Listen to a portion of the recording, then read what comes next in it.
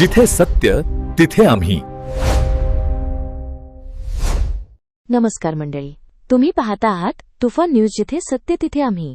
वाकोला परिसरातील Domino's pizza दुकानाबाहेरील बेकायदेशीर parking आणि सार्वजनिक रस्त्यावर करण्यात आलेल्या चार्जिंग व्यवस्थेच्या प्रकरणात मोठी अपडेट समोर आली आहे. तुफान न्यूज आणि भारतीय लोकसहकार यांच्या फॉलोअपनंतर अखेर ट्रॅफिक पोलिसांनी या प्रकरणाची गंभीर दखल घेत कारवाई सुरू केली आहे.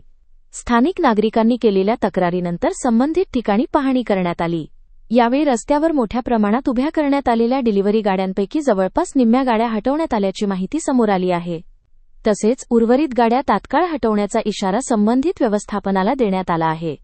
विशेष म्हणजे सार्वजनिक फुटपाथ आणि रस्त्यालगत लावण्यात आलेल्या इलेक्ट्रिक चार्जिंग पॉइंटबाबतही अधिकाऱ्यांनी प्रश्न उपस्थित केला असून ही परवानगी नेमकी कोणी दिली, याबाबत चौकशी सुरू करण्यात आल्याची माहिती मिळत आहे. स्थानिक नागरिकांनी या कारवाईचे स्वागत केले असून माध्यमांनी आवाज उठवल्यानंतर प्रशासन हललं, अशी प्रतिक्रिया नागरिकांकडून व्यक्त होत आहे. अनेक दिवसांपासून रस्त्यावर निर्माण होणारा वाहतुकीचा अडथळा, नागरिकांना होणारा त्रास आणि सार्वजनिक जागेचा वापर या मुद्द्यांवर आता प्रशासनाने लक्ष देण्यास सुरुवात केली आहे.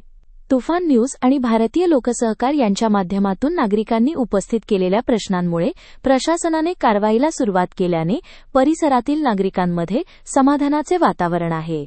मात्र संपूर्ण बेकायदेशीर पार्किंग आणि चार्जिंग व्यवस्था पूर्णपणे हटवली जाईपर्यंत हा पाठपुरावा सुरूच राहणार असल्याचे नागरिकांनी स्पष्ट केले आहे.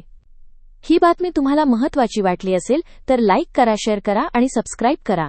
आणि अशाच ताज्या, खऱ्या आणि निर्भीड बातम्यांसाठी तुफान न्यूज सोबत कायम जोडलेले रहा.